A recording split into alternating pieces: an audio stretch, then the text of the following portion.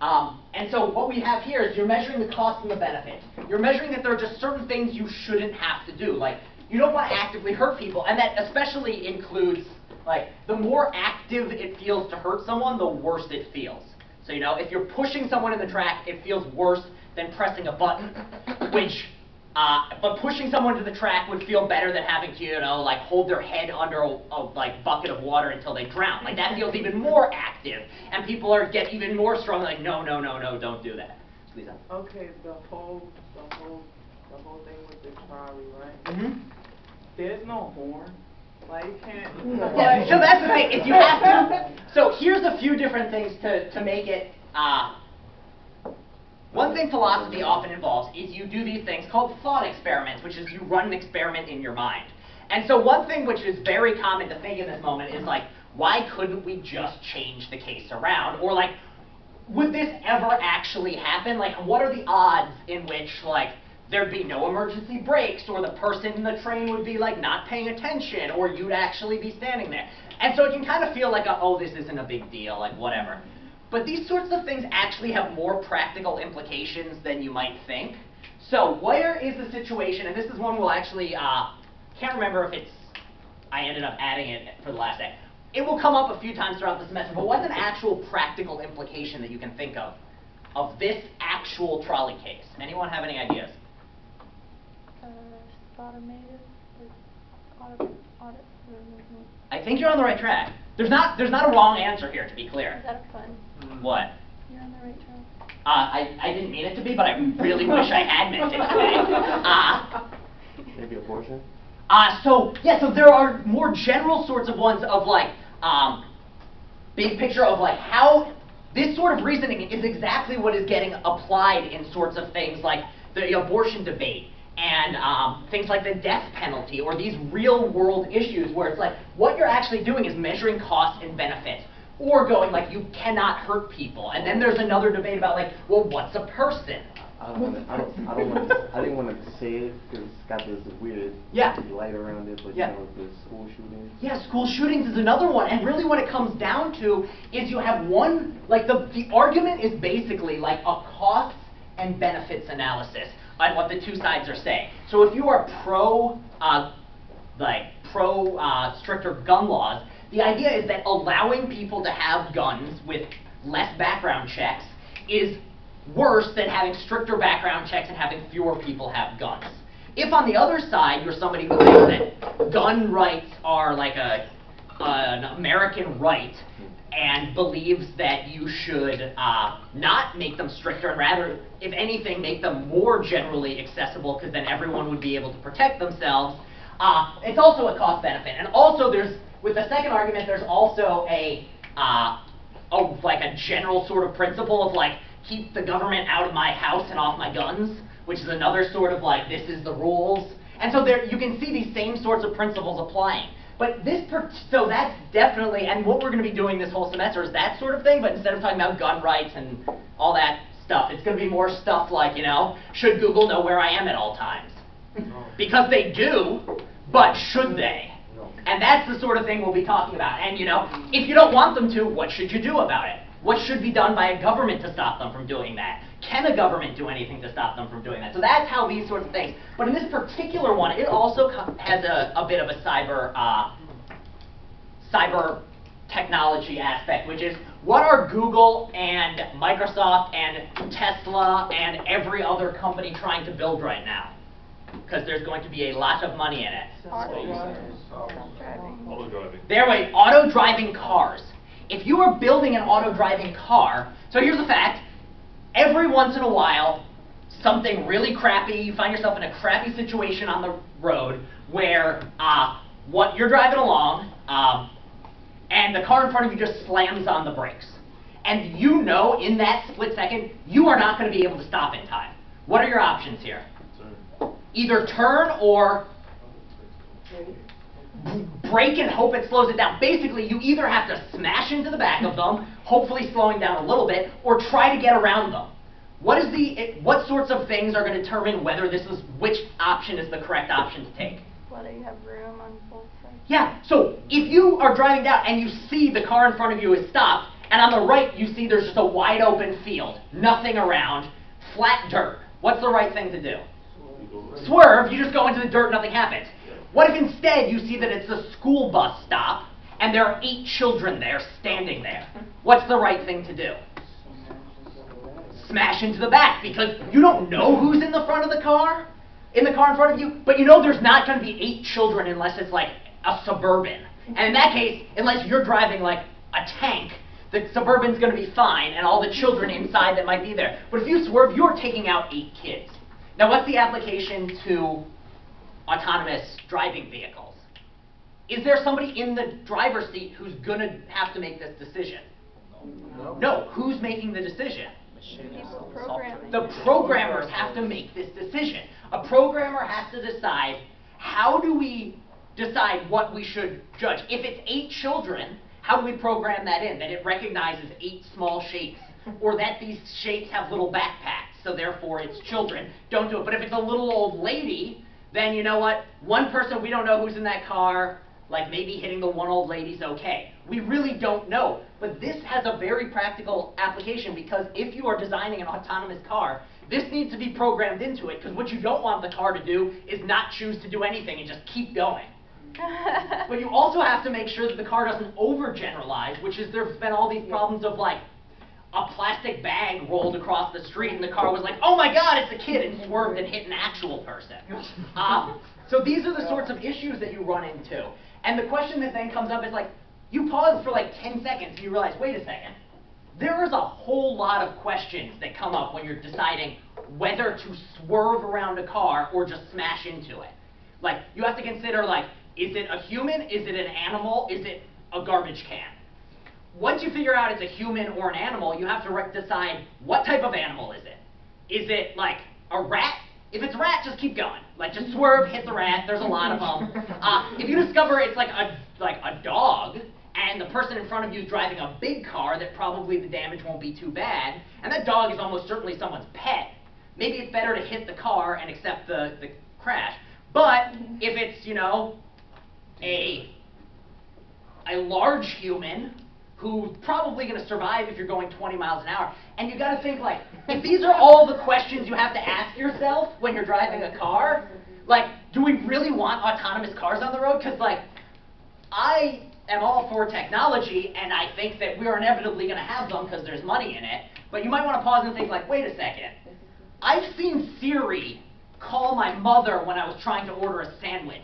Do I really want Siri's cousin driving a car? And like, these are the sorts of things, and so these sorts of practical questions are the sorts of things that come up, and you might think like, oh, these are just like silly, ridiculous sorts of things, but just as they apply, this sort of reasoning applies in other sorts of cases, it does apply in things like programming. Yeah, this is what I was trying to say earlier with like autonomous cars, and also from the reading, something that I found really interesting, because like I feel like when you have to make decisions like this, it's really, really confusing, because you can put yourself in the shoes like the heavy person, but also like something that kind of makes it simpler is the blind something, where it's like you don't know which person you will be. Yeah, and this is something we're going to be talking about more later in class. And one thing that it seems like with morality is there comes this question of like, should it matter who is where in this situation? Like, if you were the person who's if you're doing the pushing of the person into the train, you might think like, you know what? They sacrifice themselves for the greater good, like, it's all, you know. But if you're the person who's getting pushed, you might have a very different view on what's right. Like, it takes a special person who's going to be like, you know what, you're right, 5 is greater than 1, push me. Like, there are people like that out there, but not everyone is like that, and different people have different judgments. Now, personally, I'm the same sort of thing of like, who is there and what shoes are you in? What are some other ways in which we could change this first case? Still 5 people and 1 person, what would change your judgments about it? So let's say that most people think you should, which is true, most people generally say yes, push the button. But how could you change this case to make it different? You could say like those 5 people right there, they were like nuns. Yeah, so if these people are, well actually, I'm not sure if nuns, because people have a lot of strong opinions on nuns, both good and bad. But changing who the people on the tracks are fundamentally changes your views on it. So Yogi, you gonna ask? So like, if that one person's like your mother now. Yeah, imagine this one person isn't just a stranger, this is mom. That's mom. Mom is on the tracks. Why mom is there? Don't ask. Complicated story. But if mom is there, suddenly a lot of people's judgments shift. Of just like, it's my mom. Should I really push it? Because suddenly there's this element of like, yeah, but mom is worth, from my perspective, my mom is worth more than those 5 random people are. Yeah.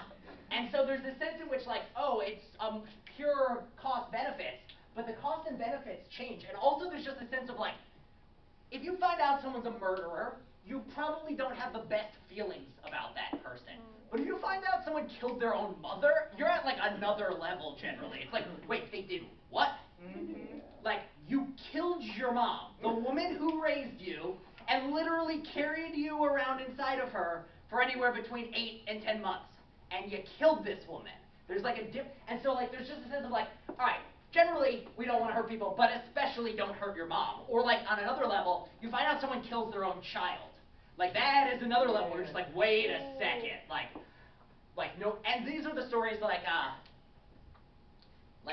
we've all how many of us have seen the movie Taken?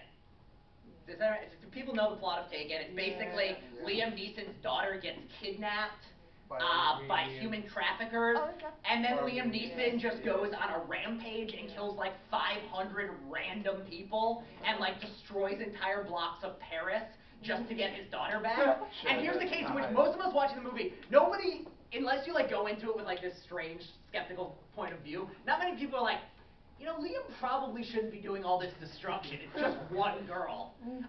It's rather like that's a dad, that's his daughter, anything goes. Like, if you mess with my child, I will do anything. And so this is another thing of like, who is on the track matters. And familial connections matter. There were some more hands in this region. What if the train has like an not like an automatic braking, but like instant braking, like as soon as like it is like going really fast, it just stops automatically.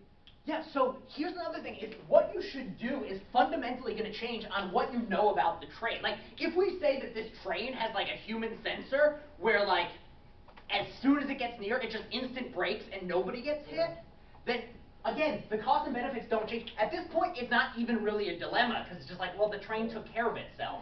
And then the question you might have is, zooming the moral question back of it is like, well, this system probably costs a lot of money, but should we have these on all our trains? Like, there will be points in which people are trying to get in front of trains, or might be there. So at what point will the manufacturer have to ask this cost-benefit analysis, like, how much would this system have to cost for it to not be worth installing? And so the same sort of question comes up, but just at like a different level. Yeah. There were some other hands then coming back here. Anybody in this region? Oh. Yeah. The question I wanted to ask, is it the consequences or is it the duty that you care about when and that's exactly that's a great question. This is what we're going to be talking about for the second half of class, is more, well actually we can start it now, which is basically one way of dividing this is to ask, there are two ways of answering this question of whether you should push the button. You can ask yourself, what reasoning led me to push this button? Why am I doing it? What is it about this particular action of pushing a button that makes it the right thing or the wrong thing to do? Or you can ask yourself, what would happen after each event? If I decide to push the button, what are the consequences of that action? Or you ask, if I don't press this button, what are the consequences of that? And you ask on the two sides. So this cost benefit is you're asking yourself about the consequences. And when you're just saying, like, you do not hurt people. These are people just like you. They have lives, they have families. Who are you to decide who should live and who should die? That is talking about duty. You have a duty to other people in your society not to cause them harm. Cece, did you have a hand? I was going to say, what if the 5 people there were like murderers or something? Yeah, so if you find out, and this is another one where it changes your judgment. If this isn't your mom, let's say this is still your mom, and so now it's like these 5 random people, it's kind of hard. But then you find out, oh, these are 5 escaped murder, rapist, serial killers. You're going to feel like, on the one side is my mom, and the other side is these 5 people. I think I'm just going to save my mom. And like, not only that, if you just found out, like, even if this wasn't your mom, it's just like one ordinary person, like your neighbor, George. It's like, oh, George is on the track. He plays his music a little too loudly, but he's generally like a pretty nice guy. And those are the 5 serial rapist murderers. Again, but the same idea is going along. It's rather that what you're doing is you're making yourself aware of more complicated consequences of it. And so it's still you're weighing like, well, on one side it's 5, and on the other is 1. But this 1 is a pretty, a regular person. These 5 are bad. Like, you know what? If anything, I just shouldn't press it because the world's going to be a better place. Like, these are the sorts of things, and these are all the sorts of considerations. But that's another great one. Is like, who is on the track matters. Also, the numbers on the track really matter. Even if this is your mother, there comes a point of like, you put enough people on this side of the track, and like, everyone, I think, might even come around to killing their own mother. If it's like your mom on one side and every other human being in the universe on the other side, like, you'll still have some people who are just like, I'm not killing mom, under any circumstances. But there are other people who will be like, you know what, if it's my mom versus 8 billion, I'm going to have to accept that, like, I love my mother dearly, but she would probably want me to, like, preserve the human race at her cost. Or you might be like, well, the human race kind of sucks, so whatever. But you're still like judging things in the grand scheme of like what is better and what is worse. Come back around. Okay. Sorry, I stole it. But yeah, it seems like the number, and this is actually like a fun game. If you ever just want to like freak out your friends, you can just like pull out these weird trolley problems and just see like how different people. And it's very interesting to hear like different judgments because there's individual differences. There are also generally cultural differences about like valuing things like power relations and respect for elders can greatly affect your decisions. So if like these are 5 school children and this is an older person, whether you are in the United States or someplace else will greatly affect which side you're deciding on. Cultures that value like respecting your elders are more likely to save an elder's life over a child's, while in America, with the sense of like we're striving ever onwards or whatever crap it is, the potential of the child is very valuable and something we really care about. So, but these are the sorts of things we're going to be looking at, is just like, how do we take this sort of reasoning? And what we can see is it's not easy. And every one of us kind of gets pulled in these 2 directions of, we don't want to have to kill anybody. Like, nobody wants to push anyone in front of the tracks. But also, so we have this strong, like, you just don't actively hurt people. But on the other side, we also have this sense of, like, well, you got to weigh the costs and benefits as well. Because if enough people are going to die horrible deaths, then maybe you shouldn't kill that. Like, maybe you should break your own rule and kill someone. Like, in that crazy situation. I think this kind of similar to, imagine someone robbing a bank, right? And someone like hacker getting $1 million, 2 different situations. But yeah, robbing is to you is a big deal, not the hacker getting $1 million. Yeah, and here's another thing is like, and this exactly is a great example of the way in which our moral views on things like actively hurting people and being an active participant don't play nicely with cyberspace. Because here's the fact of the matter: would you rather? Like, would you have a better life if somebody stole your wallet and threw out your credit card, just took your cash, however much you have in your pocket right now, say they held you at gunpoint, and then, like, we're just like, give me your wallet, you give them your wallet, they don't care about the credit cards because they don't want to be tracked, they just take the cash and go. Versus, somebody hacks in, steals your identity, steals your social security number, empties your entire bank account.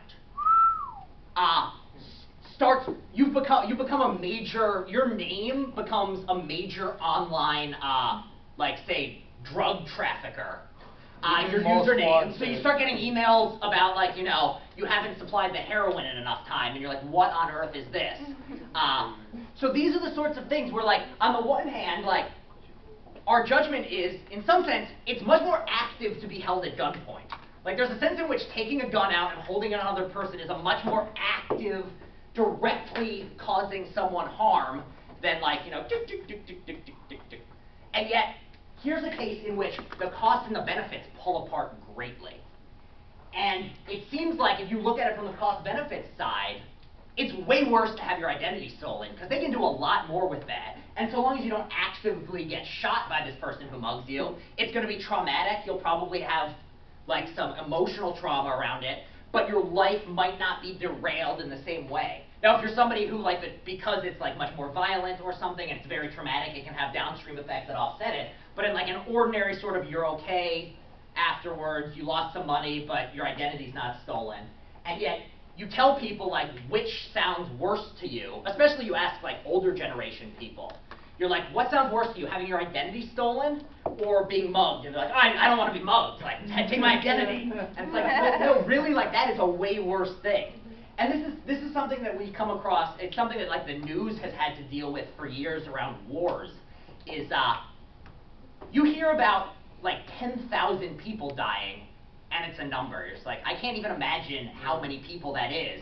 But then you hear about, like, your one neighbor's cat who got run over, and, like, they're like, and its guts were splayed out all over the road, and you're just like, oh my god, this is so terrible, and, like, you're really emotionally scarred in a way that, like, you're not about the 10,000 people just because you don't have enough information. And there's this sense in which, like, our emotions get pulled and are very closely related to this. And this is another part of, like, why killing mom feels so much worse, is, like, there's just something emotionally charged about killing your own mother.